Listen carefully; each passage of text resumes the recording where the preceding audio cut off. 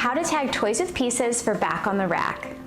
The most important thing is to make sure all your pieces stay together. We want to make sure nothing gets lost, which would make it unsellable. The best thing you can do is to secure your items to the toy itself. This may mean putting extra parts in a bag and attaching the bag to your item. You're welcome to tape the bag shut with packaging tape to ensure no one opens it up. If you have loose pieces in a box, it may be good to put all your items in a Ziploc bag and put the Ziploc in the box. That way, if a shopper opens the box to look at the item and something drops, we don't rely on the shopper to get it back in the box. If in a Ziploc bag, all pieces stay safe and secure. You can use zip ties or tape to secure extra pieces. Just make sure you use the appropriate kind of tape. Taking into consideration the packaging tape could damage some items, and your painter's tape may be your best bet.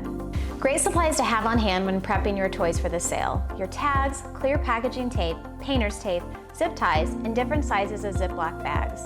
The dollar store is a great place to pick up these items.